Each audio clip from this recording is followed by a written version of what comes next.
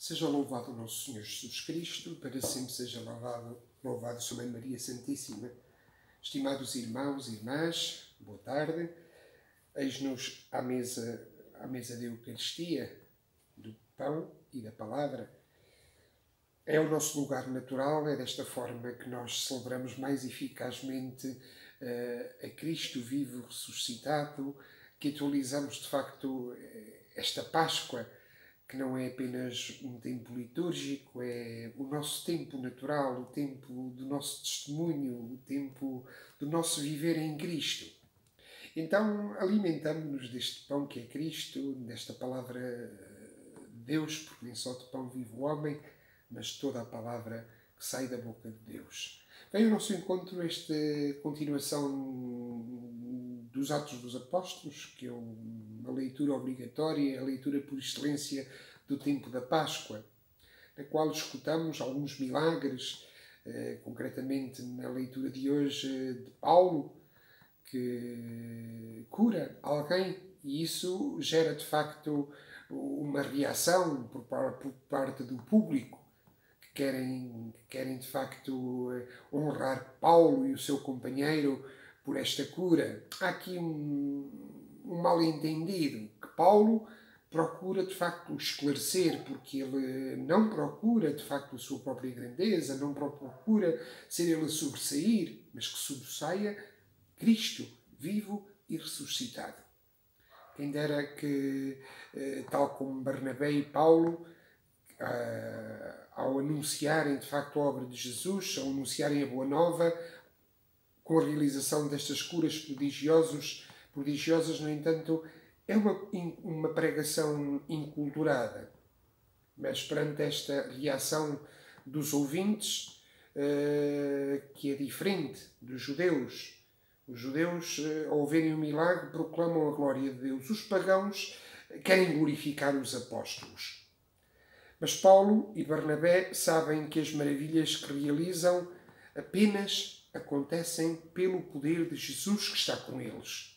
Ora, perante isto, como seria bom que todos os agentes pastorais tivessem esta mesma consciência e reagissem da mesma maneira, tal como Paulo, tal como Barnabé.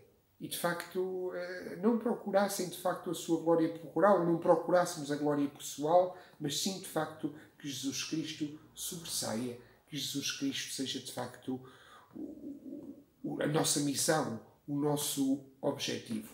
O nosso objetivo. No Evangelho que escutamos, ouvimos, de facto, que os discípulos de Jesus são amados pelo Pai. Porquê? Porque o amor do Pai por Jesus também atinge os seus discípulos.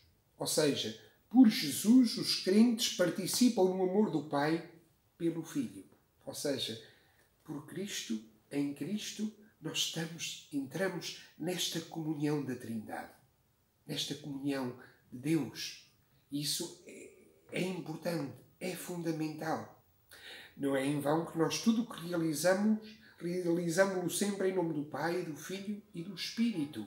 Ninguém realiza nada por sua própria conta, mas em comunhão com Deus, com o Deus total, com o Deus de Jesus Cristo, com o Deus que se revela como Pai, como Filho e como Espírito presente e atuante continuamente na nossa vida, na vida da Igreja. Portanto, em nós, por nós, para nós e para todos, através de nós.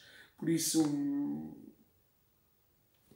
nesta perspectiva, alegramos-nos com as maravilhas que Deus sempre fez ao longo dos tempos, nos primeiros tempos, também no nosso tempo, estas mesmas maravilhas que nós podemos fazer como Pedro, como Paulo, como Barnabé, não digo com milagres, sinais prodigiosos, mas sobretudo com o milagre do nosso viver por Cristo e em Cristo. E desta forma sermos testemunho para o tempo em que vivemos e sobretudo para este tempo que é o nosso, porque é neste tempo que nós temos que ser Cristo para os outros, que nós temos que ser presença.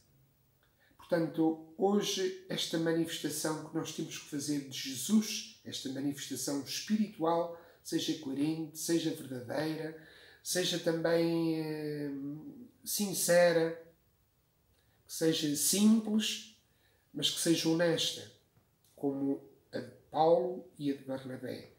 E que neste tempo não queiramos de facto impor a nossa vontade, ainda que nos sintamos às vezes ou porventura injustiçados, que achemos que já deveríamos estar a poder celebrar comunitariamente, como é normal a Igreja, a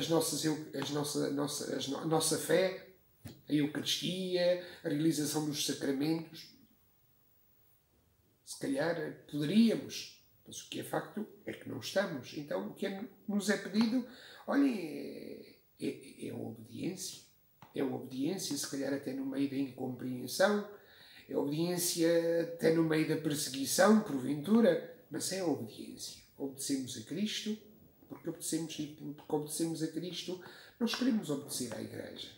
E a voz da Igreja é clara, na voz dos bispos, na voz da Conferência Episcopal. É desta forma que temos que nos situar, aceitando, acatando. E mesmo assim, recolhidos, sozinhos ou em pequenos grupos, mas mesmo assim, é assim que manifestamos a Cristo nesta Igreja, que primeiro não se deve esquecer que antes de tudo é a Igreja doméstica, a Igreja que começa em casa. Então é um tempo de experimentarmos mais esta Igreja que é doméstica, que primeiro é na tua casa, é na tua mesa, é no teu ouvido. E que esta Igreja que assim se assume ressurgirá mais forte, ressurgirá mais imbuída do Espírito de Deus, ressurgirá de facto como uma luz que sempre brilhou, que brilha e que sempre brilhará. Que o Senhor nos ilumine, que o Senhor nos ajude a aceitar esta palavra e que o Senhor nos comule também com as suas bênçãos para sermos verdadeiramente neste tempo presença de Cristo vivo e ressuscitado. Amém.